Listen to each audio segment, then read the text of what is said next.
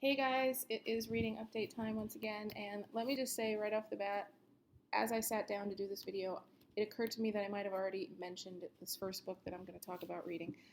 So if I did, I really apologize. It's just I don't remember. I think I was in the process of reading it, the last reading update that I did. But if I was finished with it and I already told you what I thought, I apologize. But anyway, I've got 5 books to talk about. I'm going to try and go through them really quickly, but you know me and how I babble, so it might not happen. Anyway, the first book I wanted to talk about is Drums of Autumn by Diana Gabaldon. This is book 4 in her Mammoth Outlander series. And yeah, the post-it notes were at it again. So I ended up giving this book 4 stars on Goodreads. It would have been a 5+ star book if not for the ending. The last 20% of this book frustrated me like you would not believe. She has a habit, Diana Gabaldon has a habit of feeling the need to end what is otherwise a fantastic book with either really ridiculous, sort of off the wall plot twists a la Voyager, which was book 3, or just piling on the angst and pain and just, it's just not needed.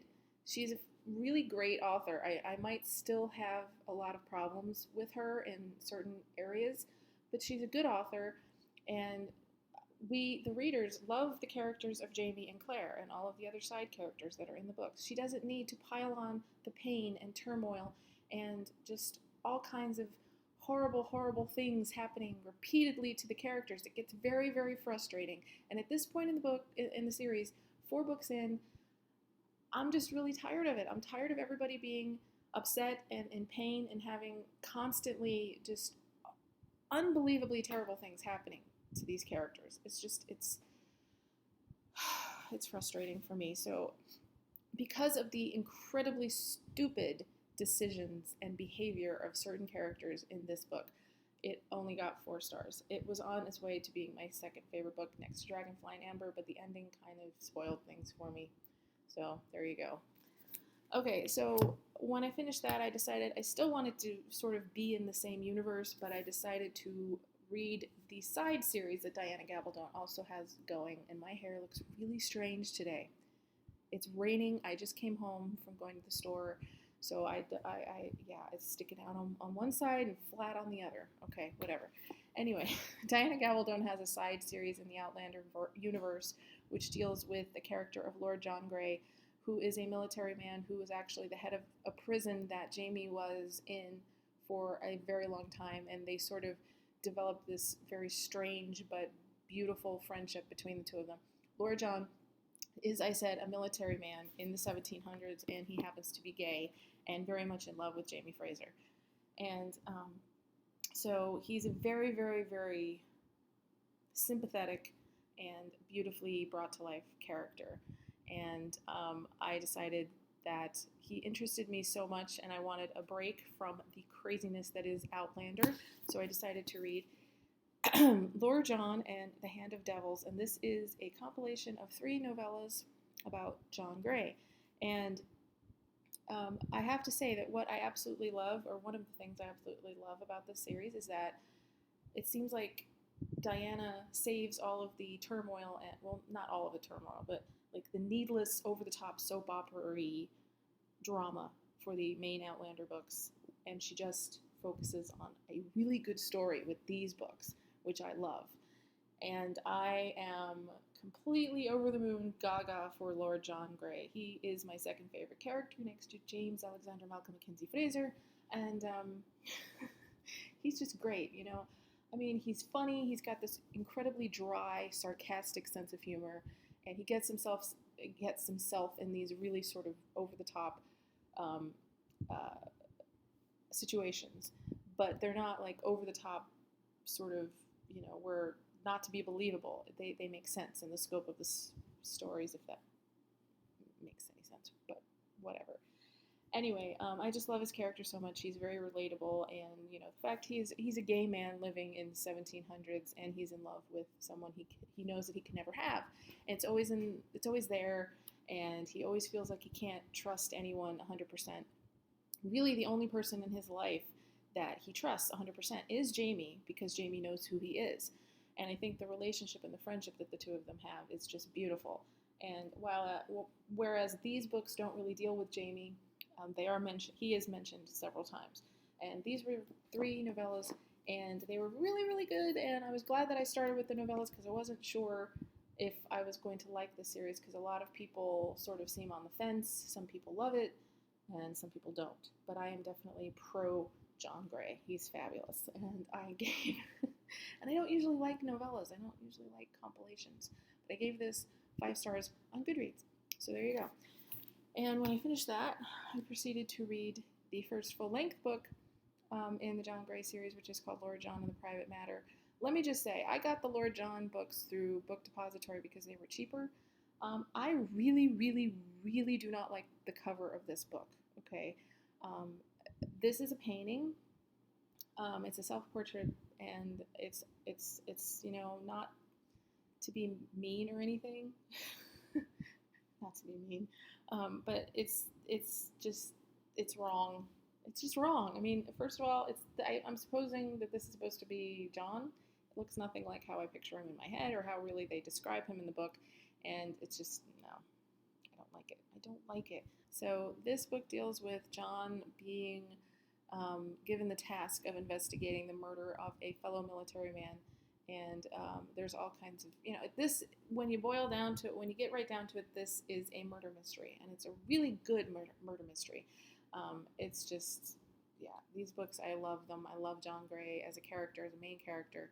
And yeah, and this was actually supposed to be another novella. So as you can see, it didn't quite work out. It's like a 400, yeah, she said she went into it writing it as a short story, and it ended up being like over 400 pages. But I loved it. I love John Gray as a character, and I just think he's fantastic. And this is another 5-star book on Goodreads. So another book I finished was actually the one of only 2 non-Diana Gabaldon books that I finished in this period, and it was The Shadowy Horses by Susanna Kearsley. I actually started this book a while ago. I started it before I started reading the Outlander books, and it was just one of those things where it's not that I didn't like it, it's just that I kind of kept walking away from it, and it wasn't that I was bored, but I mean, I love Susanna Kearsley. She's a fantastic author, as you've heard me gush about her over and over again on my channel recently. But this wasn't my favorite book, but it was still very interesting and very good. It dealt with a archaeological dig in Scotland that these people think they have discovered this camp of the 9th Legion, and it involves ghosts and all kinds of stuff, and it was really good.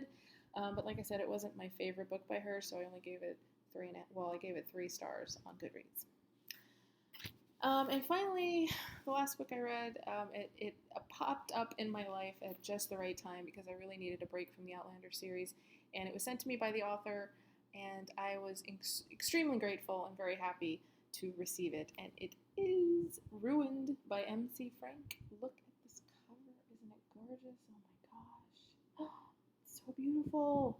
And the author said she did it herself, so awesome job. It's fantastic. It's beautiful. And as you can see on the front, it's a Regency retelling of Jane Eyre, and I'm not going to say anything about this book. You need to experience it for yourself. I seem to say that a lot with books that I love, and this is no different. To try and explain to you the whole plot and concept would be doing the reader a disservice. You really need to just get this book and read it for yourself. It is beautifully, beautifully, beautifully written. Some of the most gorgeous passages that I've read in a very long time. And I loved this book from beginning to end, and I am so honored that she wanted to send it to me to review, because it was fantastic. It's going to be in my top 10 favorite books of 2015, and I loved it, and I cannot wait to read more by her. And just go out, check this book out, because it's fantastic. If you love romances, if you like historical romances especially, plus the classics and stuff with like a little mystery thrown in, and if you like tortured heroes and heroines, just give this book a chance, because it's fantastic. I gave it 6 stars. Well, I gave it 5 stars on Goodreads, but it's a 6-star book all the way for me. So yes, and thank you once again to the author for sending it to me. I really appreciate it. Okay, you guys, so that's what I've managed to read over the last however many weeks it's been since my last video. everything is kind of blurring together because I've been working like crazy. I've been filling in for my boss at work. So I worked like 9 straight days without a day off and had to get up at 4 a.m. all 9 days. So I'm kind of just sort of getting my bearings back. So anyway, yeah, so that's what I'm reading at the moment. I'm kind of taking a break from Outlander, even though I am in the process of reading book 5, which is called The Fiery Cross. I'm about a little over halfway through that. But I decided to read something a little fluffy and silly, so I picked this book up. Don't make fun of me, guys. It's When a Scot Ties the Knot by Tessa Dare. It is a old school historical romance that's really sweet and funny, and I'm just eating it up. I love it. I think it's really sweet, and I quite enjoy a good historical romance every once in a while, and I'm not ashamed to admit it. So there you go. That's what I'm reading right now. And until later, you guys, I will talk with you later, and I'm not making any sense. Bye. Happy reading.